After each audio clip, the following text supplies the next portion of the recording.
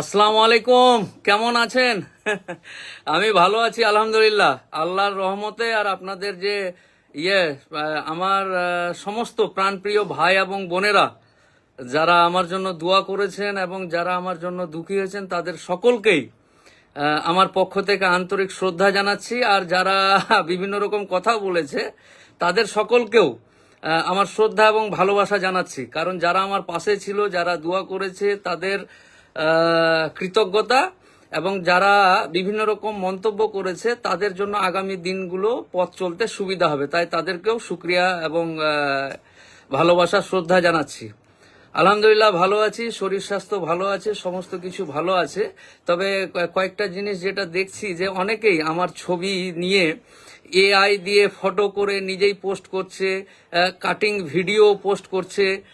দয়া করে এগুলো করবেন না, কারণ সাইবারের যে বিভিন্ন রকম ব্যাপার স্যাপারগুলো আছে, ধরুন আমার ছবি ব্যবহার করে বিভিন্ন রকম করছেন, বা অনেকেই অনেক রকম, অনেকে ভালোবাসার জন্য করছেন, অনেকে আবার যেন আরো ক্ষতি হয় তাই বিভিন্ন রকম কাটিং ভিডিও নিয়ে করছেন। এগুলো করবেন না, কারণ এগুলো ঠিক নয়। যাই হোক, আপনারা সকলেই কি বলবো, অনেকদিন পর তো, যাই হোক, আশা করি সকলেই ভালো আছেন। আর আল্লাহর রহমতে আপনারা সকলেই ভালো থাকুন, সুন্দর সুষ্ঠুভাবে। কি বলবো আর, তানভীর, নবিউল, রোস্তাম, এই তো দেখছি সকলেই ভালোই আছে। আব্দুর রশিদ, আপনারা সকলে ভালো আছেন তো? হ্যাঁ, এই হলো ব্যাপার। অফিসে আছি আমি, অ্যাকচুয়ালি অফিসে সোম মঙ্গল বুধ এই 3 দিন বসি। কলকাতার যে আমার হাইকোর্টের অফিস, এইখানে আমি 3 দিন বসি, সোম মঙ্গল বুধবার। আর আমার অফিসের নাম্বার চেঞ্জ হয়েছে, উপরের কমেন্টে বা উপরে নাম্বারগুলো দেওয়া আছে। সবাই এই সব আছে, সব বসে আছে, সব কাজ চলছে। আর বিভিন্ন রকম ব্যাপার স্যাপারগুলো ছিল। যাই হোক, ভালো আছি। আপনাদের ভাই, প্রাণপ্রিয় ভাই, খুব ভালো আছে আলহামদুলিল্লাহ। আর আপনারাও ভালো থাকুন। এই কি আছে, রেহেনা, আজহার, রিজওয়ান, আবিদ, শেখ, মুন্না সর্দার, আর আপনারা বিভিন্ন রকম করেছেন, তার জন্য বারবার মহান আল্লাহ তাআলার কাছেও কৃতজ্ঞতা স্বীকার করছি, আলহামদুলিল্লাহ বলছি। এবং আপনাদের সকলকেও শ্রদ্ধা জ্ঞাপন করছি এবং ভালোবাসা জ্ঞাপন করছি। কারণ আপনারা সকলেই যেভাবে শুরু থেকে শেষ অবধি, এখন অবধি, অনেকেই কমেন্টে লিখছিলেন যে ভিডিও করুন, লাইভ করুন। তো ব্যাপার স্যাপার এই শারীরিক একটু ছিল, সব মিলিয়েই আলহামদুলিল্লাহ ভালো আছি। আপনারাও ভালো থাকুন। এবং কি বলবো, আসলে আজকে অনেকদিন পর আমি আমার এই ফেসবুকের যারা ফলোয়ার, তাদেরকে আমি আমার পরিবারের মতোই কিন্তু ভালোবাসি। আমি ছিলাম না, কিন্তু আপনাদেরকে খুব মিস করেছি, অন্তর থেকেই মিস করেছি। এবং আমি বিশ্বাস করি আমার যারা ফলোয়ার্স, তারা আমার অত্যন্ত কাছের এবং অত্যন্ত প্রিয়। এবং প্রিয় মানুষকে ছেড়ে দূরে থাকা কতটা কষ্টকর, আপনারাও সেটা বুঝতে পেরেছেন। আপনারা সকলেই আমার আপন, সকলেই আমার ভালোবাসার মানুষ। কারণ আমার ব্যক্তিগত কারোর সাথে কোনোদিন কোনো রকম নেই। যাই হোক, সব মিলিয়েই ভালো আছি আলহামদুলিল্লাহ। আপনারাও ভালো থাকুন।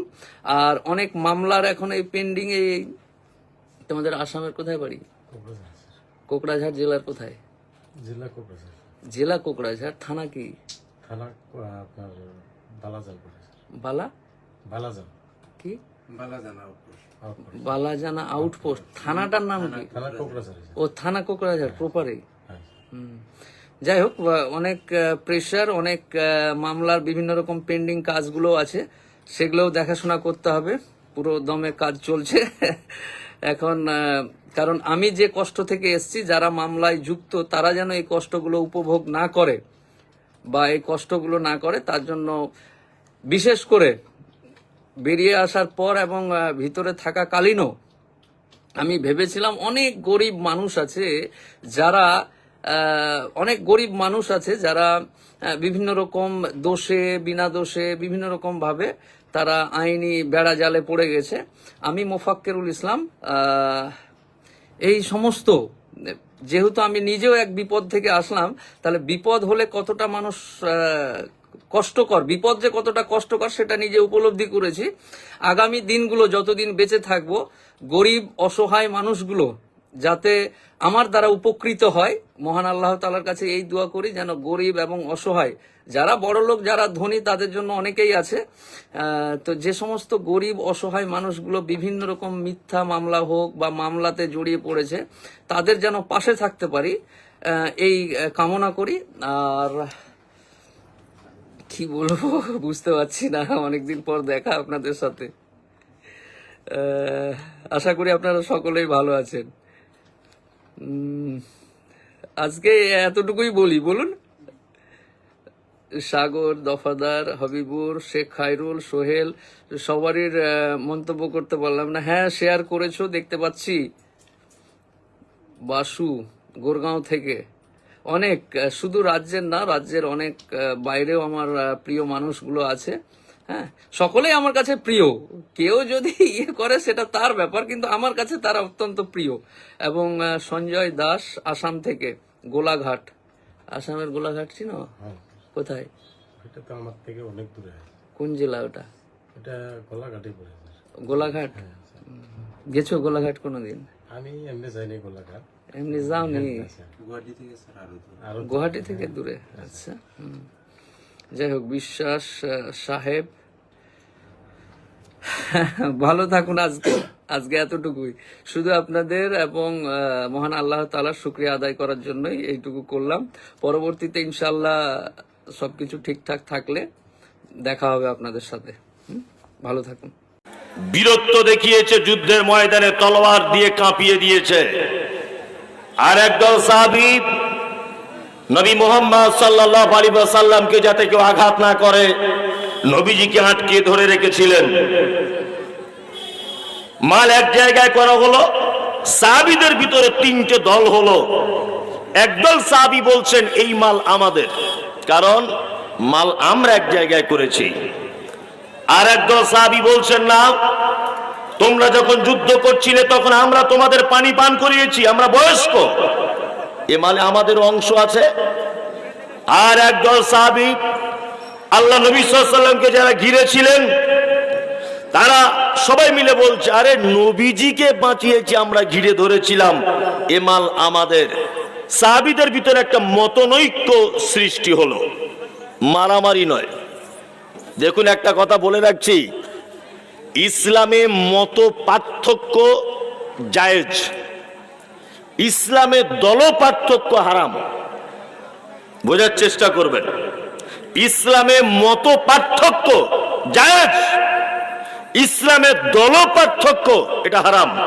সারা পৃথিবীতে মুসলমানরা যেখানে যেখানে মরেছে, সমস্ত মৃত্যুর পিছনে একটাই কারণ, মুসলিমরা এক অপরকে দেখে দল পার্থক্য করেছে, এই কারণে মারা গেছে।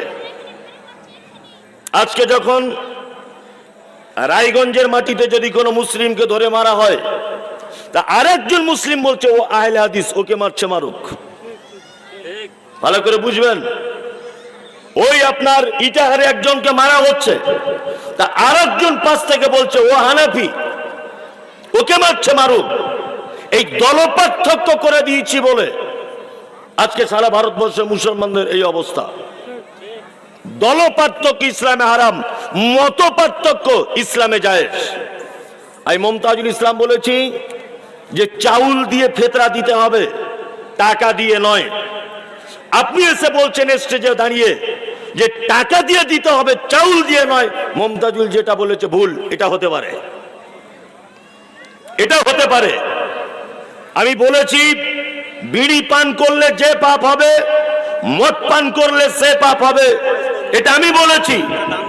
আমার পরে একজন বক্তা বক্তব্য রাখতে এসে বলেছে না, মমতাজুল ইসলাম যেটা বলেছে ওটা ভুল, বিড়ি খাওয়া যাবে, ওটা মাকরু। এটা হতে পারে, এই পার্থক্য হতে পারে, কিন্তু মুমতাজুল ইসলাম একটা আলাদা দলের মুসলমান, আমি একটা আলাদা দলের মুসলমান। এই মত পার্থক্য, এই দল পার্থক্য ইসলামে কি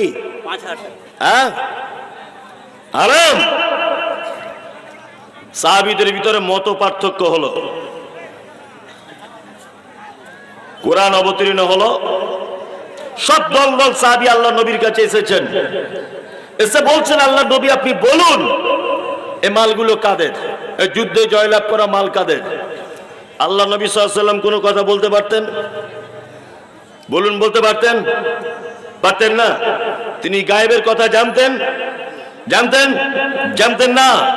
কোরআন অবতীর্ণ হলো, ইয়াসআলুনাকা আনিল আনফাল, নবী আপনাকে যুদ্ধের মাল সম্পর্কে জিজ্ঞাসা করা হচ্ছে, আপনি বলুন কুলিল আনফালু লিল্লাহি ওয়ার রাসূল, এই মাল পৃথিবীর কারো নয়, আল্লাহ এবং তার রাসূলের। ফাত্তাকুল্লাহ, তোমরা আল্লাহকে ভয় করো। ওয়াসলিহু জাতা বাইনিকুম, আপসের ভিতরে ঝগড়া মারামারি বন্ধ করো। আতিউল্লাহ ওয়া রাসূল ইন কুনতুম মুমিনিন, আল্লাহর আনুগত্য করো, রাসূলের আনুগত্য করো যদি তোমরা মুমিন হও।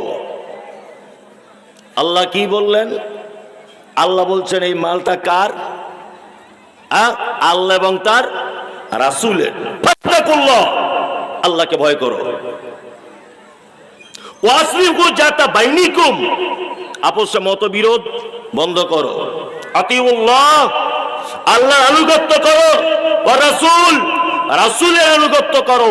ইন কুনতুম মুমিনিন, যদি তোমরা মুমিন হও, যদি তোমরা মুমিন হও। এইবার আপনাকে একটা কথা বলছি, আচ্ছা যদি মুমিন হয় একটা মানুষ, আগের কটা কাজ করা লাগবে? চারটে কাজ করা লাগবে। কটা? চারটা। এক, ভয় কাকে করা লাগবে? আল্লাহকে, আল্লাহকে ভয় করা লাগবে।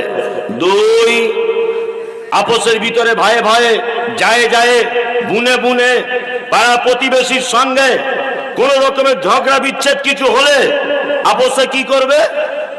মিটিয়ে নিবে।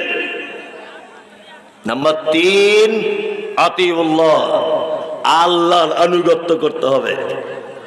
আল্লাহ ছাড়া অন্য কারো আনুগত্য করা যাবে? যাবে? যাবে না। আল্লাহ ছাড়া কাউকে অভিভাবক হিসাবে মানা যাবে? যাবে না। আল্লাহ তাআলা বলেন, ইত্তাবিউ মা উনজিলা ইলাইকুম মির রাব্বিকুম ওয়া লা তাত্তাবিউ মিন দুনিহি আউলিয়া কলিলাম মা তাযাক্কারুন। আল্লাহ বলছে আনুগত্য করো যেটা তোমাদের কাছে রবের পক্ষ থেকে অবতীর্ণ করা হয়েছে, অর্থাৎ আল কোরআন। ওয়া লা তাত্তাবিউ, আল্লাহ বলছে আনুগত্য করো না মিন দুনিহি, এইটাকে বাদ দিয়ে আউলিয়া, ওলি আউলিয়াদেরকে আনুগত্য করো না। ওলি, ওলি মানে বন্ধু বা অভিভাবক, এর বহুবচন কি? আউলিয়া। অনেকজনকে বলতে শুনতে পাওয়া যায় যে, আমি অনেক বক্তব্যতে বলেছি যে তোমাদের পীর সাহেবের নাম তো কোরআনে নাই, অনেক জায়গাতে বলি, তখন বলছে পীরের নাম ডাইরেক্ট নাই, পীরকে আল্লাহ অন্য শব্দ দিয়ে ডেকেছে। কি দিয়ে ডেকেছে? বলছে ওলি বলে ডেকেছে। কি বলছি বুঝতে পারছেন না? তাই বললাম তাহলে ওলি বলে ডেকেছে, তার মানে কোরআন মাজিদে আছে? বলছে হ্যাঁ। আবার আমাদের পশ্চিম বাংলাতে একটা মানে গোষ্ঠীগত ফ্যামিলিগত পীর আছে, তাদের নামের শেষে টাইটেল হচ্ছে সিদ্দিক। দেখেছেন? দেখেছেন? সিদ্দিকী। আবার এরাও বলছে যে আমাদের টাইটেলের কথা কোরআন মাজিদে আছে। আনআমাল্লাহু আলাইহিম মিনান নাবিয়িনা ওয়াস-সিদ্দীকিনা ওয়াস-শুহাদা'i ওয়াস-সালিহিন, এই তো কোরআন মাজিদে সিদ্দিক নামে এসেছে, মানে আমাদের গোষ্ঠীর লোকের কথা বলা আছে। ওরা এটা দাবি করছে। তা আমি সেই সমস্ত ভাইদের কাছে বলবো, সিদ্দিক যদি কোরআন মাজিদে থাকলে তোমরা খুব সম্মানী হও, আর পীরের নাম পরিবর্তন করে ওলি নাম এলে যদি খুব নিজেকে ভালো মনে হয়, তাহলে হিন্দু ভাইরা তো 4-5 দিন পরে কথা বলবে যে আমাদের সীতা দেবীর নামও তো কোরআনে আছে। লিইলাফি কুরাইশিন ইলাফিহিম রিগলাতাশ শিতা'i ওয়াস-সাইফ, আছে না নেই? তাহলে হিন্দু ভাইরা এই দাবি করতে পারে কি পারে না যে সীতা দেবীর নাম কোরআনে আছে? এই কোরআনে আছে বলি যে সবকিছু ভালো হবে তার কি মানে আছে? কোরআনে তো আবু লাহাবেরও নাম আছে, তাব্বাত ইয়াদা আবি লাহাব ওয়া তাব্বা, আছে না নেই? আছে, আছে। ওলি মানে অভিভাবক। অভিভাবক কাকে বলে? আমি বাড়ির অভিভাবক, আমার বেটা আছে, আমার বেটি আছে, আমার স্ত্রী আছে, এই তিনজনের যাবতীয় চাওয়া পাওয়া কার কাছে করবে? আমার